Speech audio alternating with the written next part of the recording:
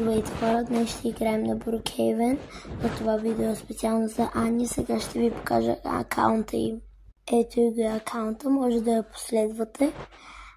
Ани долна черта в UL4ETTO. И сега да продължаваме към видеото за Brookhaven.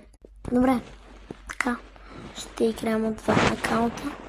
И този единият ми хакер, той е сега до мене. Ето го. И се махаме от него. Да. И сега ще се видим, мои приятели. Само да избягаме от този хакер. Добре хора, избягахме от хакера. Съжалявам, че се вижда от камерата толкова мъгливо, ама няма какво да направя. Значи от два акаунта си е доста добре. Сега да ви кажа две причини, които снимам това видео.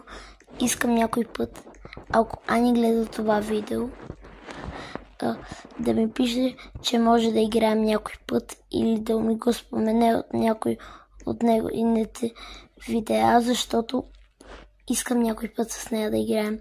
И може да играем от двата ми акаунта и от нейния.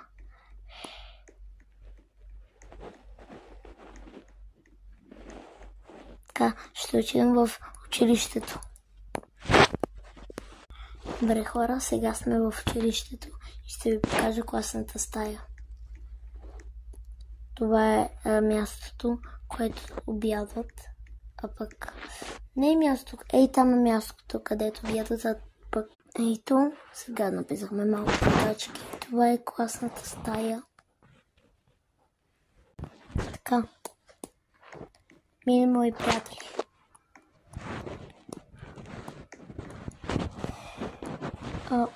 Под първия акаунт ще поиграем малко по-късно във втората част, защото сега първо игра от първия акаунт.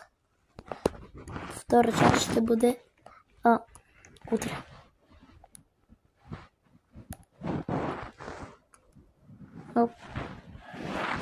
Само да направя нещо. Добре, мили мои приятели. Време е да ходим да закусват, а пък видеото свършва след 15 секунди. Може да се абонирате за канала, да се абонирате за канала на Ани и да оставите лайк по видеото. Аз ви казвам чао за днес и ще се видим утре. Чао!